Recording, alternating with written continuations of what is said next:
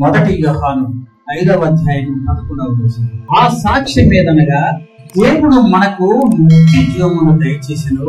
ఈ జీవము ఆయన కుమారుని యందు ఉన్నది. దేవుని కుమారుని అంగీకరించువాడు జీవము గలవాడు, దేవుని కుమారుని అంగీకరింపని వాడు జీవము లేనివాడు. యేసు దేవుని కుమారుడు అని, లోక రక్షకుడు అని వాక్యం సెలవిస్తుంది.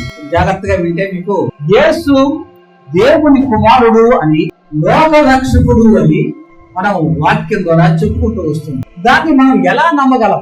నమ్మటానికి ఒక ఆధారం కావాలి కదా, ఒక సాక్ష్యం కావాలి కదా. దాని ద్వారా ఆయన దేవుని కుమారుడని లేక లోక రక్షకుడని ప్రత్యక్షపరచబడ్డాడు. మనకు తెలిసేటట్టుగా ఎలా బయటకు వచ్చాడు ఆయన. సాక్ష్యాలు కూడా ఎలా ఉంటాయంటే పరిశుద్ధ గ్రంథం ప్రకారం 2 లేక 3 యొక్క సాక్ష్యాల మీద ఈ విషయము నిర్ధారించబడదు. మెజారిటీ ఉంటేనే మినిమం అంటుండాలంటే 2 లేక 3 సాక్ష్యాలు. ఆ సాక్ష్యం మీద ప్రతి విషయము సత్యమైందా కాదా. కాబట్టి యేసుక్రీస్తు దేవుని కుమారుడు అని, లోక రక్షకుడు అని సాక్ష్యం. ఆ సాక్ష్యాలు చూడండి ఒకసారి.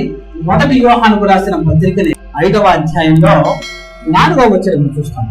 4వ వచనం అదే పేజీ మీరు ఎట్టు పెట్టుకోండి. 4వ వచనం, దేవుని మూలముగా పుట్టిన వారందరూ లోకమును జయించుదురు, లోకమును జయించిన విజయము మన విశ్వాసమే.